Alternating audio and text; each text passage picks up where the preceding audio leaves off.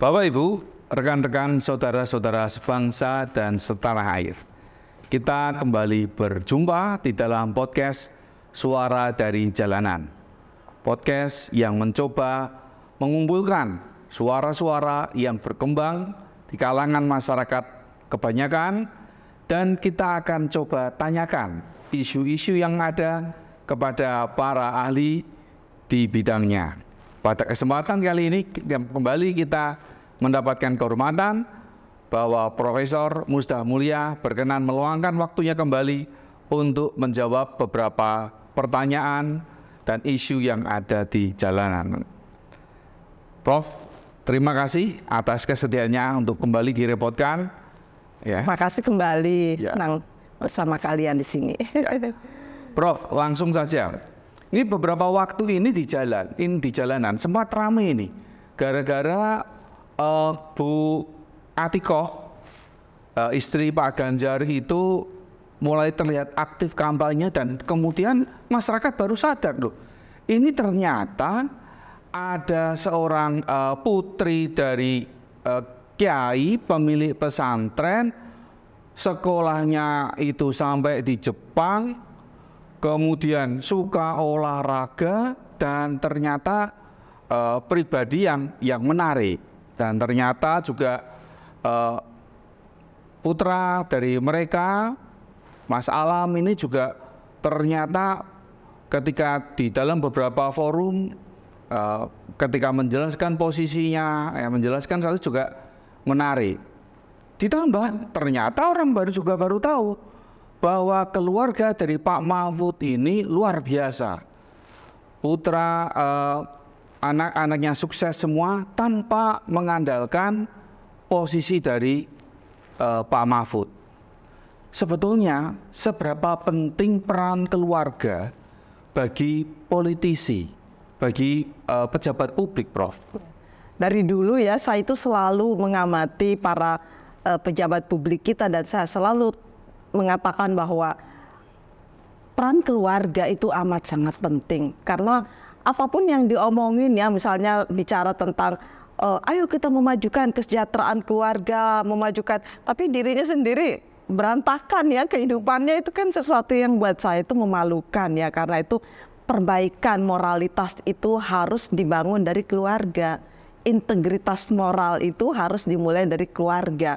Karena itu saya senang sekali melihat figur dari Capres Pak Ganjar dan Cawapres Pak Mahfud yang betul-betul menunjukkan ini loh kehidupan keluarga yang terlihat ya secara kasat mata, bagaimana istri mereka, bagaimana anak-anak mereka itu tidak menggunakan fasilitas publik untuk berkembang, tidak membutuhkan cawe-cawe bapaknya untuk mendapatkan keberhasilan. Itu kan satu contoh yang telah diberikan.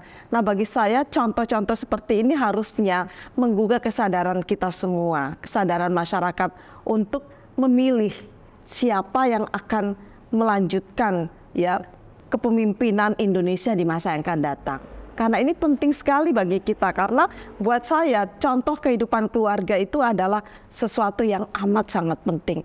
Karena kalau orang bicara tentang bagaimana membangun Indonesia, tapi dia sendiri nggak bisa membangun rumah tangganya, itu kan satu hal yang memalukan ya kalau menurut saya. Karena itu saya selalu dari dulu, saya selalu melihat orang itu dari seperti apa kehidupan di keluarganya, begitu. Karena itu marilah kita meneladani, dan untungnya ya Pak Capres dan Cawapres Pak Ganjar dan Pak Mahfud ini telah memberikan teladan. Jadi bukan sesuatu yang dibuat-buat begitu ya, karena udah terbangun dari dulu.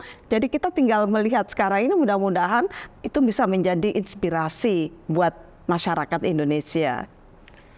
Oke, baik Prof, menarik bahwa Prof menegaskan keluarga ini punya peran penting yang akan membantu seorang pejabat publik ya ataupun politisi ini untuk bisa lebih memahami kondisi masyarakat, Prof ya. Iya. Khususnya karena di kita juga sebetulnya cukup banyak program-program yang melibatkan keluarga ya, ada PKK, ada posyandu segala macam itu yang Pertama program-program yang terkait dengan menghapuskan stunting. Jadi menghapuskan stunting itu nggak bisa dengan bagi-bagi susu, nggak bisa. betul. Karena bicara soal stunting itu bicara tentang pendidikan keluarga. Betul. Seperti apa pendidikan istri dan bagaimana kehidupan sehari-hari. Karena kalau seorang anak remaja perempuan itu makannya hal-hal yang tidak bergizi, makanannya itu tidak bergizi, bagaimana dia akan menjadi ibu yang bergizi dan bagaimana dia akan membangun atau melahirkan anak yang bergizi. Ini kan problem ini. Jadi sebenarnya kalau kita bicara tentang stunting ya, karena stunting itu erat hubungannya dengan kehidupan keluarga, itu kita bicara tentang literasi gizi dalam keluarga. Kita bicara tentang kesetaraan gender. Karena kalau nggak setara, cuman ibunya yang ngurusin anaknya, ya gimana dong, nggak bisa. Bapaknya juga harus ngurusin gitu kan. Bicara stunting itu bicara tentang sanitasi yang buruk di masyarakat. Ini yang hampir nggak pernah diomongin oleh banyak pejabat publik. Karena bicara stunting bicara tentang sanitasi yang buruk. Dan pelayanan kesehatan di lembaga-lembaga seperti puskesmas, rumah sakit ya dan sebagainya. Karena itu nggak bisa kita menyelesaikan persoalan stunting itu dengan bagi-bagi susu, apalagi dengan makan siang gratis, no ya. Karena itu persoalan stunting harus dimulai dengan mencabut akarnya, yaitu bagaimana orang mengerti tentang pentingnya gizi, dan itu harus melibatkan seluruh elemen masyarakat kita. Baik Prof, terima kasih. Ini penegasan dari Prof bahwa mereka yang berangkat dari keluarga yang baik itu akan lebih bisa memahami persoalan, termasuk persoalan-persoalan stunting. Betul. Dan memahaminya itu langsung dari akarnya, soal kesetaraan gender, soal pendidikan, soal gizi, sanitasi segala macam tadi ya. Prof, hal lain yang muncul di masyarakat ini, bagaimana mereka melihat ketiga kandidat yang ada ini adalah pasangan nomor 1. Ini keturunan dari tokoh-tokoh hebat. Ya, Pak Anies ya itu kakeknya pahlawan, kan gitu. Caimin itu juga dari keluarga pendiri NU. Kalau pasangan nomor urut 2 ini dari keluarga politisi kelas kakap gitu. Pak Prabowo ayahnya kita sudah tahu ya, sejak zaman Soekarno ya. Kemudian Mas Gibran tentu karena ayahnya adalah presiden yang saat ini. Nah, kalau kandidat yang nomor urut 3 ini Pak Ganjar ayahnya adalah seorang polisi yang sederhana. Kemudian Pak Mahfud ini juga dari keluarga dari Madura yang juga sederhana juga. Apakah latar belakang keluarga ini kira-kira juga punya dampak kepada cara mereka memerintah atau cara mereka melihat dan menjawab persoalan, Prof? Saya kira iya, sangat berpengaruh, karena menurut saya bukan hanya kita melihat dari kebesaran latar belakang keluarga, karena belum menjamin bahwa dia dari keturunan ulama misalnya, lalu dia juga akan memiliki karakteristik seperti ulama. Oh, belum tentu ya. Jadi tidak menjamin bahwa bapaknya dulu bapak saya presiden, saya juga bisa dong memimpin seperti bapak saya. Oh, belum tentu juga. Karena itu menurut saya yang kita lihat itu adalah jejak rekam apa yang sudah mereka lakukan selama ini, terlepas dari mereka berasal dari keluarga mana. Karena buat saya kalau keluarga sederhana lalu mengatakan oh dia nggak bisa bakal menjadi presiden karena dia keluarganya sederhana, oh belum tentu. Dia pasti akan, karena dia berasal dari keluarga yang sederhana, dia pasti akan merasakan betul ya penderitaan masyarakat. Oh begini toh. Jadi dia punya pengalaman menderita, punya pengalaman hidup sederhana. Buat saya itu satu inspirasi untuk bagaimana dia lebih memperhatikan kehidupan masyarakat bawah. Karena terus terang aja ya, Indonesia setelah kita 78 tahun mungkin ya kita merdeka, masyarakat miskin kita belum, jumlahnya masih begitu-begitu aja. Jadi kesejahteraan masyarakat itu masih merupakan impian ya bagi kebanyakan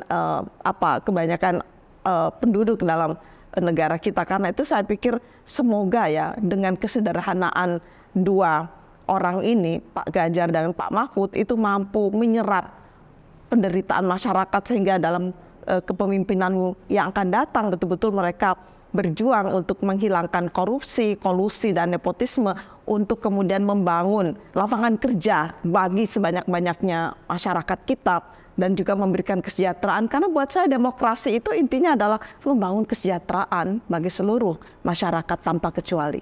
Ini jadi ingat waktu pemilu yang lalu itu ketika Pak Jokowi terpilih juga salah satu yang menjadi sebab adalah karena beliau itu dari keluarga miskin yang tinggal di bantaran sungai Bengawan Solo, beberapa kali terusir sehingga dianggap beliau itu lebih memahami masalah kemiskinan. Ya. Dan masalah-masalah orang kecil. Ya, masalah-masalah orang kecil. Jadi predikat itu melekat kuat gitu. Namun sekarang kalau Mas Gibran ini sudah bukan lagi dari keluarga miskin, nggak seperti bapaknya. Nggak, tidak seperti bapaknya. Nah, sekarang ini yang dari Pak Ganjar dan Pak Mahfud ini kita coba dalami lagi Bu ya. Mereka dari keluarga sederhana kemudian meniti karir yang panjang ya. Dari kalau Pak Ganjar memang dari awal mengambil jalur politik ini ya. Kalau Pak Mahfud tadinya akademisi, kemudian baru masuk ke politik. Pengalaman keluarga seperti itu dan karir politik yang panjang seperti ini apakah sebetulnya harusnya merupakan model atau orang sekarang bilang, nah kalau bisa ngambil jalan pintas, kenapa tidak? Kan gitu. Kenapa harus mengambil jalur bersusah payah? Itu kan anak-anak sekarang kan kalau bisa jalan ya, kan, ya. Betul. Jadi saya pikir contoh yang diberikan oleh kehidupan Pak Mahfud dan Pak Ganjar ini adalah menunjukkan begini loh seharusnya manusia itu harus ada proses. Jadi nggak ujuk-ujuk. Nggak ada yang instan dalam kehidupan kita, nggak ada. Karena yang instan itu biasanya keropos, yang instan itu biasanya bermasalah, yang instan itu biasanya mengandung kerapuhan-kerapuhan di dalamnya. Karena itu menurut saya segala sesuatu harus melalui proses yang benar. Proses itu juga sangat menentukan hasilnya seperti apa. Karena itu marilah kita berproses dan saya pikir kehidupan dua capres dan cawapres kita ini seharusnya menginspirasi kita semua bahwa kehidupan itu nggak bisa loncat sana loncat sini, tetapi kita mulai dengan proses yang memang sulit tetapi hasilnya itu akan membawa kita kepada kebahagiaan. Prof, ini Pak Ganjar sama Pak Mahfud ini jadi pasangan ya, tetapi ada pertanyaan, oke, pada Pak Mahfud itu hebat, tapi apa jaminan kalau nanti Pak Mahfud itu tidak dima'ruf aminkan gitu. Intinya menjadi wapres yang sebetulnya tidak efektif. Tidak ngapain ya? Iya, tidak ngapa-ngapain. Gimana? Saya pikir bukan model Pak Mahfud ya yang bisa tinggal diam saja. Kita melihat seperti apa kapasitas Prof Mahfud dan saya kira juga Pak Ganjar tidak akan memandang enteng dan menyepelekan Pak Mahfud karena bagaimanapun juga kapasitas dan kualitas Pak Mahfud ya semua orang tahu lah ya sebagai seorang akademisi, sebagai orang yang pernah lama di birokrasi dan mengerti banyak hal ya. Karena itu saya kira ini adalah kombinasi yang sangat baik ya. Karena itu Pak Ganjar hanya bisa memimpin dengan baik kalau dia menggunakan atau memanfaatkan keahlian Prof Mahfud itu semaksimal mungkin. Karena ini kemungkinan seperti yang tadi ditanyakan oleh Pak Riza, saya pikir itu terlalu dini untuk dikhawatirkan ya, karena menurut saya selalu punya husnuzon, ya selalu punya prediksi baik bahwa keduanya itu mampu bekerja secara lebih maksimal, secara lebih harmonis dan kompak gitu ya. Oke. Jadi Prof Musda menggarisbawahi ya dari perbincangan kita ini khususnya bagi para pemilih pemula generasi Gen Z, generasi milenial ya, untuk tidak lagi punya semboyan, oh kita cari orang yang muda, kaya, bahagia, sukses. Gitu. Saya kira Gen Z sekarang ini tidak seperti itu. Gen Z sekarang ini selalu punya pendirian yang lebih menurut saya ya lebih berhati-hati. Mereka itu tidak memilih yang instan meskipun dia adalah generasi yang serba instan gitu karena dikepung oleh berbagai kemampuan teknologi yang serba instan. Tetapi saya pikir mereka adalah generasi yang melihat jauh ke depan, punya visi ke depan. Karena itu marilah kita bersama-sama memperbaiki masa depan Indonesia dengan memilih Ganjar dan Pak Mahfud. Ya, dan Pak Ganjar, Pak Mahfud adalah satu dari sedikit politisi kita, tokoh kita yang memulai karir dari bawah, dari keluarga sederhana seperti kebanyakan dari kita semua. Kemudian perjalanan karir yang konsisten, yang terus-menerus ini, yang menurut Prof. Musda menjadi sebuah modal dan sekaligus menjadi sebuah teladan ya Prof. Betul. Untuk diperhatikan oleh kita semua. Prof, sebagai penutup, saran dari Prof di dalam proses 14 Februari nanti, ini katakan ada masuk di kotak suara, ini kira-kira apa yang sebaiknya dilakukan, Prof? Ya, sebagai warga negara yang bertanggung jawab, warga negara yang kritis, warga negara yang selalu menginginkan negerinya ini menjadi maju dan kita menjadi bangsa yang beradab ya di masa yang akan datang. Saya pikir nggak ada pilihan lain kecuali kita bersama-sama memilih Pak Ganjar, Pak Mahfud sebagai pemimpin yang kita harapkan amanah dalam memimpin Indonesia di masa depan. Karena itu kita tidak boleh hanya berwacana saja, tetapi sungguh-sungguh mengimplementasikan pilihan kita dalam bentuk memilih, mencoblos ya gambar Pak Mahfud dan Pak Ganjar nomor 3 dalam pemilu yang akan datang. Jadi langsung ya mencoblos ya, tidak boleh hanya sekedar membayang-bayangkan atau memuja-muja, tetapi kita harus langsung mencoblos ya pilihan. Silahkan Pak Riza, gimana cara mencoblos? Contohkan kepada masyarakat yang benar itu seperti apa cara mencoblosnya, sehingga betul-betul ya masyarakat kita tidak lagi memuja-muja, tidak lagi mengapresiasi, tetapi sungguh-sungguh memilih. Karena kita semuanya harus pada akhirnya harus memilih pilihan yang kita anggap dan kita yakini sebagai pemimpin yang akan amanah mengurus Indonesia yang tercinta ini. Oke, baik, terima kasih Prof atas klarifikasi, pengayaan dan masukannya. Bapak, Ibu, saudara-saudari sebangsa dan setanah air, diskusi kita yang pendek namun isinya daging semua ini kiranya bisa membantu kita untuk mengambil pilihan yang tepat bagi pemimpin Indonesia masa depan. Selamat mencoblos di 14 Februari 2024.